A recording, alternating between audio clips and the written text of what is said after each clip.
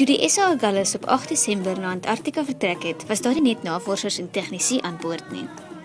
Die burger het een van sy joernaliste, Hanlie Gous, gestuur om vir die volgende 2,5 maande saam te reis.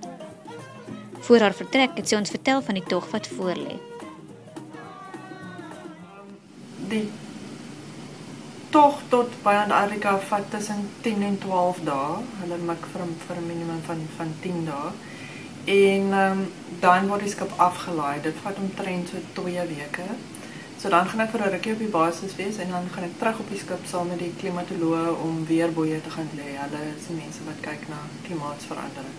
So dis so 3 weke saam met hulle tot by South Georgia Island en terug na die basis en dan sit nog so 4 of 5 weke op die basis en op die 10de Februarie kom ons terug.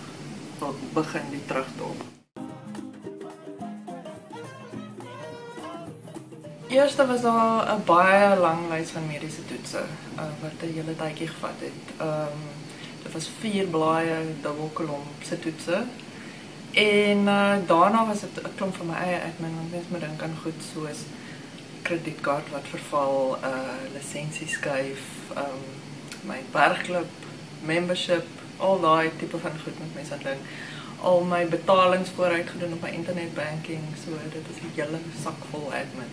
En natuurlik alles wat ek moes koop, al my lekkernye en et cetera.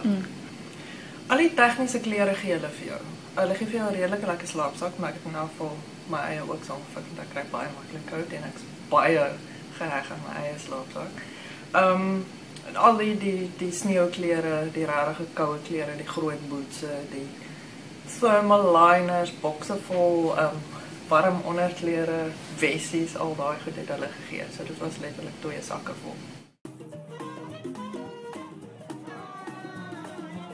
Avontuur is altyd nommer 1. Dit is die groot rede hoekom ons waarskynlik enigiets in die lewe doen en ek dink die grootste rede hoekom die meeste van ons hierdie beroep gekies het.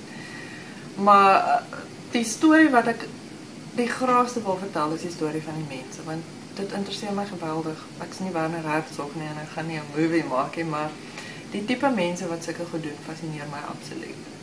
En die sosiale interaksie van mense in sulke tipe van abnormale omstandighede is absoluut fascinating. Ek stel baie belang in die omgewing, absoluut in die klimaat. So dis my wonderlik om die geleentheid te kry om dit van naderby te beskou en kan deel wees van navorsing. Maar die groot ding vir my, dit gaan oor die mense.